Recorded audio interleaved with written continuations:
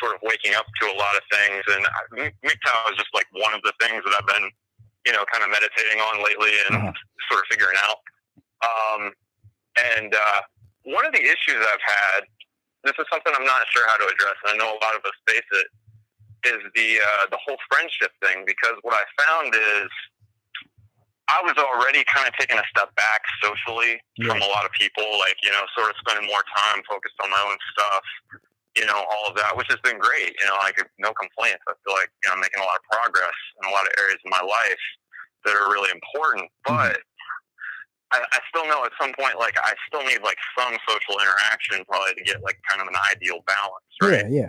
And the issue I have is I know all these blue-pilled people, you know, and it's like this just in the last week or two, I've just been like, oh, man, I don't know anybody who I could actually have a conversation with about any of this stuff, who wouldn't just call me crazy or be like, oh, no, my wife's not like that, or my girlfriend's not like that. She loves me. Yeah. You know, blah, blah. She'd never totally fuck me over, you know, like that.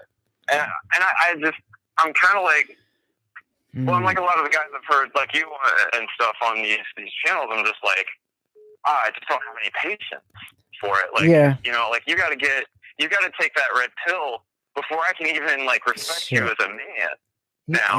Like, you know, it's like losing all your friends overnight, and it's just sort of like, oh, man, this is crazy. I deal with that same problem, too, honestly. I don't really have maybe one red pill friend in my life, and I see him every now and then, but I have a couple blue pill people I talk to just to get that human need for interaction out. And what I do is when I hang out with them, I kind of feel like James Bond. You know, I feel like a secret agent. It's like I'm the secret red pill guy.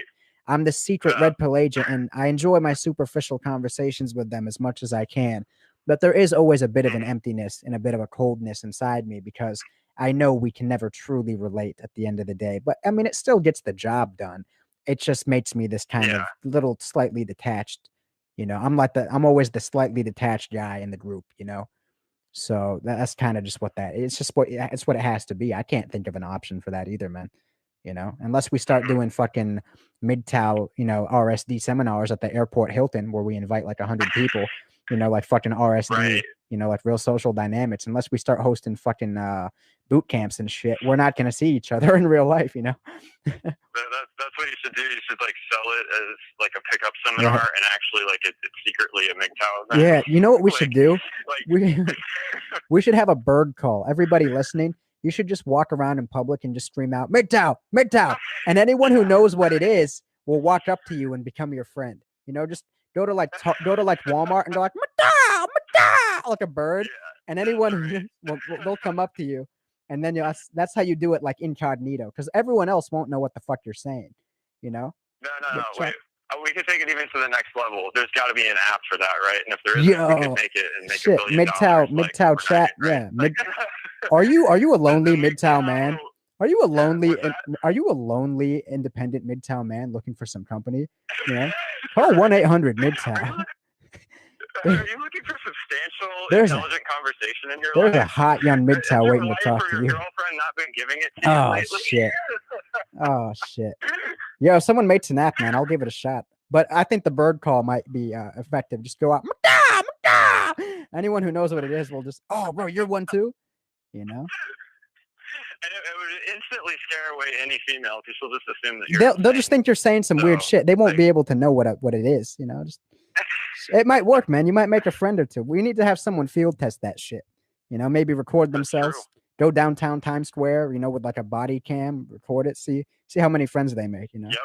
Times Square, use like a bullhorn, you know? Like, do it there. So calling all MGTOW, you know, like a fucking air horn. Attention, MGTOW, please report to the fucking center. See who shows up, man. And then you just made some friends, you know? Yeah. Shit. Wow. Well, it's cool to just talk to somebody else who is actually aware of this stuff. Oh, you know? Same here, man. Believe me. Because I gotta like just follow up. You know, kind of related. Last night I was at a friend's house for a poker game. Yeah. And this was like the most social I've been in a while. And like 5 other people were there who I didn't know. Met them. You know, they're all. You know, but I didn't know, like, it was interesting. Like, I went into it thinking, like, all right, well, maybe Who knows? Maybe some of these guys will be kind of wise to the game. They were all I love my wife. killed. Oh my Oh, god! I love my It was wife. insane. Oh, Like, and these were young guys too. Like these were like, well, I mean, relatively young. One of them was like late 20s. One of them was like late 30s. But yeah. The late 30s guy, he was fat, out of shape, you know, total nerd type. Oh, of course. And by the end of the night, I found out he had 3 kids, and you know, wife and all that stuff. And I was just like, and you know, and he was just like, I could just tell, like everything about him was like, yeah, I've given up. Oh, you know, like it was just like any semblance of testosterone had been sucked dry. You know, like. And this is the thing too. Like he called me on an early hand, right? So I was like, "Well, that's kind of badass." You know, like he called me on this hand that was like he called me with like a high card 9. Like he had like a high 9. Yeah. Like he won the pot on like a high 9. Like I was bluffing the hell out of it, but I was just like, "Yeah, I got shit, but there's no way anyone's gonna call me because there is garbage here." Yeah. You know, and he called me like when I was like almost all in. Yeah. You know, and actually won that hand, and so like he had like a shrivel of respect for me for like 10 seconds. You know, yeah. 10 seconds. And so I'm learning all this other stuff about it. I'm like, oh my God, you need this money so much more than I do. I can play this game very casually now. I'm going to take my wife to the Bahamas for Christmas. She's always wanted to go to the Bahamas. I need the money for my wife. So I finished the game, right? And right at the end, he gets knocked out by the guy in first, and I take second place. Oh, shit. So, it was hilarious. Like, it went on so long. And I just kept, like, I just wasn't playing. You know, like, he got so pissed at me, too. He was like, why aren't you playing? Why aren't you playing? I'm like, I'm not going in with shitty hands and, you know, like hardly any chips. He's like, you should just go all in. You should just go all in. Yeah, no kidding, fat ass. You want me to go all in? So the, you know, you should have been like, you should have been like, I should go in just the same way you went all in signing that fucking marriage contract. Give it all away. Yeah, I'll go all in the way you went, you know, into that fucking wedding, into that marriage that you had at some point before they got, you know, through the meat grinder, through the fucking put his balls in the cheese grater. Shit. It was hilarious though, because that was going on, and then the guy who won, this fascinated me. He was more quiet, mysterious throughout the night, whatever. And you know, as he's leaving, I find out from the host, like my friend who invited me, that he's got a kid from a prior relationship. His girlfriend's got a kid, and now she's pregnant with his kid. And I was just like, oh my God! Like how? I love my wife. You know, like why would you do that? I love my wife. Like just no to all of that. Jesus Christ! You know, who thought this was a good idea? Fucking bro, you know who I'm starting to think was a fucking genius? Did you ever hear that song by Eminem called "Stan"? You ever heard that song? Yeah. Remember, he fucking drives his pregnant wife, puts her in the trunk, drives her locked up in the trunk, drives her over a fucking bridge into a lake, and he's like, "Fuck it, I'm out of this. Fuck this shit." I gotta say, man, I think Stan might have been onto something there. I don't know. Maybe Stan had got her pregnant, and they both had kids from. He was probably singing like, "Please don't take my child support. I don't have any cash. I'll just drive this bitch off the bridge now." Fuck it, man. Shit. I mean, that's like I can't even fathom having like a kid, you know, with anyone. But and the flip, like I so cannot fathom like. I mean, dude, that's three total. That's 3 different. You know what I did one time, bro? Like, there's not a common 2 parents in any of those for any of those kids. You know what I did one time, bro? 3 kids. I was working a job. I was working at 9 to 5 like a year ago, and I sat next to this old fat dude who has 3 daughters and a wife that hate him. He said, I've been in a dead marriage for 20 years. All my money, we were both making like 35 grand a year, right? And this fucker gives it all to his. So we're already making shit money, right? And then he gives all of his money to his wife and kids. So I told him, you know what, bro? If I shot myself in the foot and came into work tomorrow, I'd still be better off than you are in life. working and giving. I could shoot myself one time in both feet and limp into work tomorrow, and I'd still be better off in life than you are. And he started laughing. He's like, "You son of a fucking bitch," and we laughed about it. But he was but I was right. Yeah, but he knew I was right. I'm like, I could shoot myself in both feet right now and limp into work on crutches, and I'm still in a better fucking position than you are. Oh man, that's insane. Oh. And you know what? What else is funny about that? You could shoot yourself in both feet, call in sick, and have actually a pretty great day. Absolutely, man. Oh my god. And still get paid Shit. and still have more money than he's gonna Still have. gonna have more money. Absolutely, bro. Fucking A. Yeah, it's insane. I can't, like, I don't know, like, just the financial level, right? Let's just talk about finance for a minute. Like, let's ignore, like, all the love stuff, all the, you know, the emotion, all of the pain there, which is way worse than the money. We all know it's way worse than the money. Yes. But still, the money part of it alone, if men just woke up and started looking at, like, these are contracts. Yep. All with the these government. Relationships are contracts. With the U.S. government. You haven't signed anything, guys. Like, everything is a contract. With the if U.S. you start looking at it like that, you're not going to be going out with all these women. Like, it's not so romantic. Been doing it. It's not so romantic, man. No, it's not.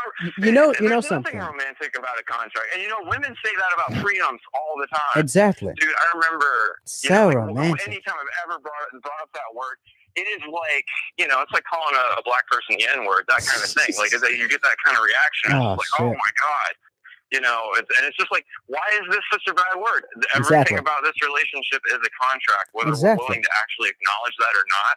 Like, and a prenup is also just another contract. You know something I realized, man? So, you know when I realized that this isn't my country? Like, look, I'm born here. I'm an American, so technically, you know, I'm an American or whatever. I know you said you visited Dubai recently. Yeah, I mean, I'm Middle Eastern. Right? I'm Middle Eastern, but here's the thing. You're not an American either. None of us are Americans. Let me tell you why. I got a reckless driving ticket about 1.5 years ago, and when I was in court for my reckless driving ticket, they said, the state of Florida versus Karama MGTOW. And I'm like, what the fuck? Like, the state versus me? I live in this. This is my state. What? So that was to show you it's them against you. It's the government against you. So when you get divorced, it's the state of whatever the fuck versus you as an independent person. It's not your fucking state. It's not your fucking country. And they will take you to the cleaners for everything you have, you know? Oh, absolutely. They view you as the enemy. No. They don't care about us. They care about our, you know, our wives and our girlfriends. Because they have access to our money. That's why they care about them. But yeah, it's the state versus you. It's not your fucking country, you know.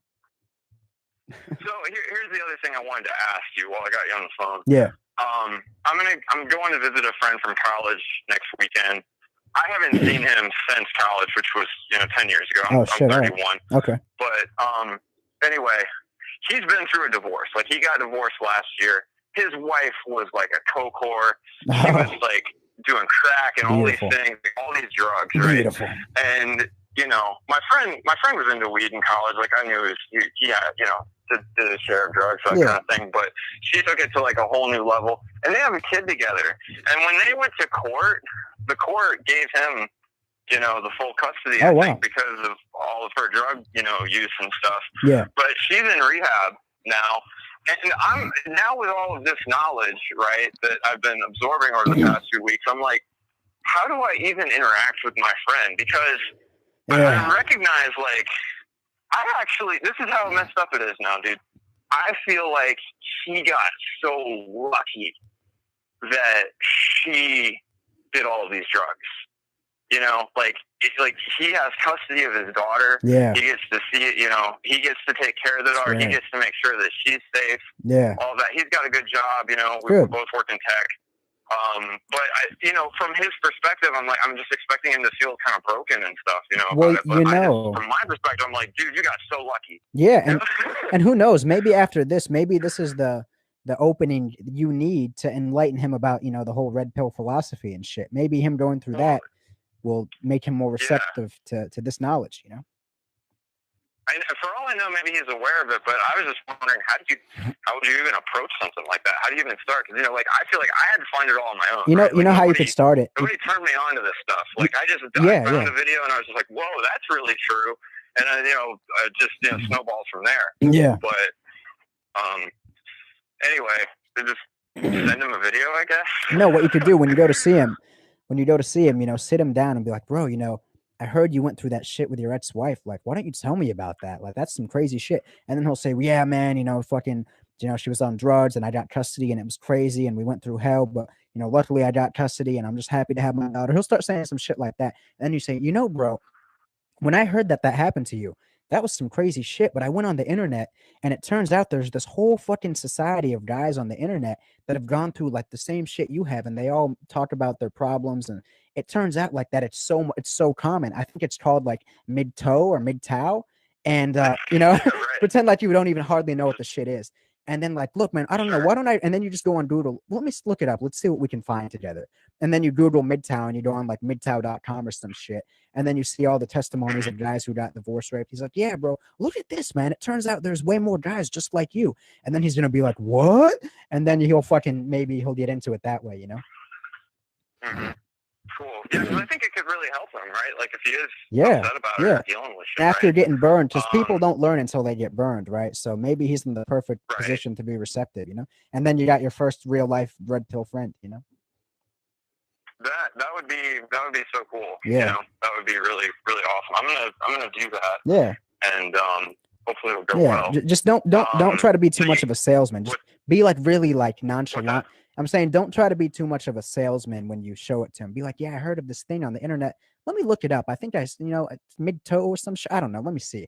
And then like pretend like you're new to it too. You know, like and then you both found it together. And then it's like, whoa, turns out there's guys just like us. And then, you know, there you go.